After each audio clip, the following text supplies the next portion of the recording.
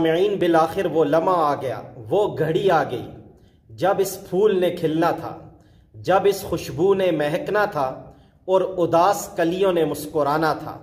وہ گھڑی آ گئی جب ابراہیم علیہ السلام کی دعا نے رنگ لانا تھا، جب حضرت عیسیٰ علیہ السلام کی بشارت نے پورا ہونا تھا۔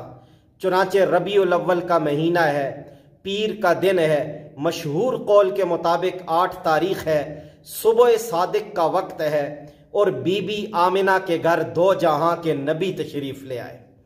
علماء نے لکھا ہے کہ اللہ کی جانب سے اپنے پیارے حبیب کی ولادت کے لیے صبح صادق کے وقت کا انتخاب اس لیے کیا گیا کہ یہ وہ وقت ہوتا ہے جب اندھیرا چھٹ رہا ہوتا ہے اور روشنی چھا رہی ہوتی ہے۔ تو اس وقت کا اللہ نے انتخاب کر کے اشارہ کر دیا کہ اب میرے حبیب آ گئے ہیں اور اب کفر کا اندھیرا مٹ جائے گا اور توحید و اسلام کی روشنی ساری دنیا میں چھا جائے گی۔ اور سامعین، نبی پاک علیہ السلام کی ولادت کا دن تاریخی دن تھا۔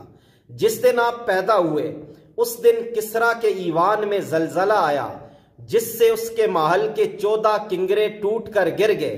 اشارہ کر دیا گیا کہ اب تیری سلطنت کے زوال کا وقت آ گیا ہے۔ فارس کے آتش کدے میں 1000 سال سے بھڑکتی ہوئی آگ اچانک بجھ گئی۔ اشارہ ہو گیا کہ اب آگ کی پوجا کا زمانہ چلا گیا۔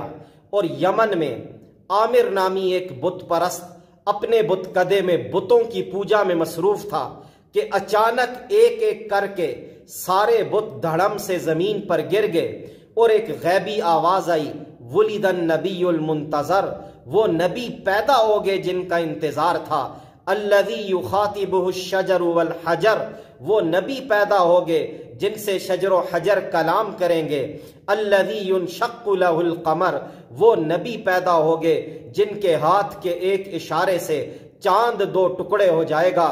تو سامعین محترم، آقا کی ولادت کے وقت یوں بتوں کا گر جانا یہ ایک اشارہ تھا کہ اب بت پرستی کے مٹنے کا وقت آ گیا، کیونکہ جھوٹے خداؤں کی پوجا سے نکال کر سچے خدا کی طرف بلانے والا حبیب خدا دنیا میں تشریف لے آیا۔